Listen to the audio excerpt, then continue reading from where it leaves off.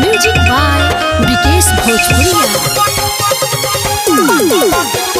गावा न करावे न भतार सखी सुन दैया गावा न करावे न भतार सखी सुन यारो न आवे घरे बाटे रंगून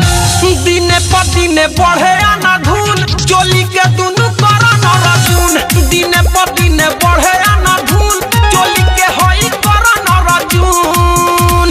गावा न करावे न भतार सखी सुन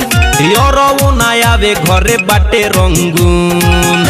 दिने पर दिने बढ़े आना धून चोली के दुनु करा न रजून दिने पर दिने बढ़े आना धून हमारा दुनु करा न रजून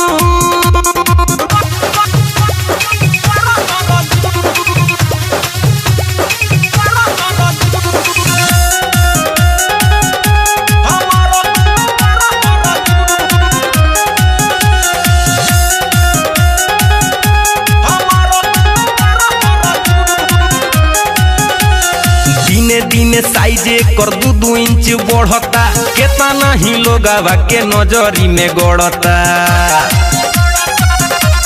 हाँ दिने दिने साइजे कर 2 इंच बढ़ता केतना ही लोगवा के नजरी में गड़ता हाय बढ़ के बवल से भइल बयलून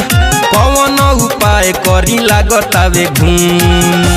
दिने पर दिन बढ़े आना धून चोली के दुनु करा न रजून दिने पर दिन बढ़े आना धून हमारा दुनु करा न रजून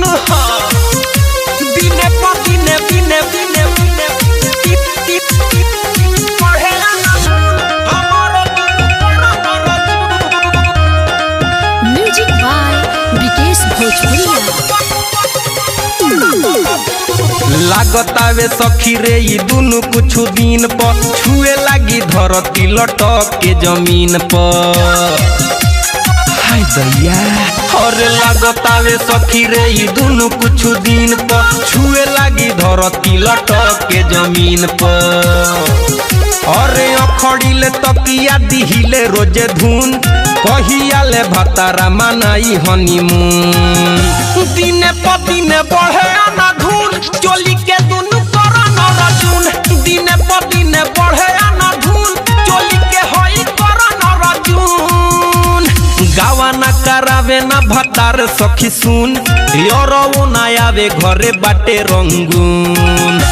दिने पर दिने बढ़े आना धून चोली के दुनु करा न रजून दिने पर दिने बढ़े आना धून चोली के होई करा न रजून हाय रे हमर करण अर्जुन।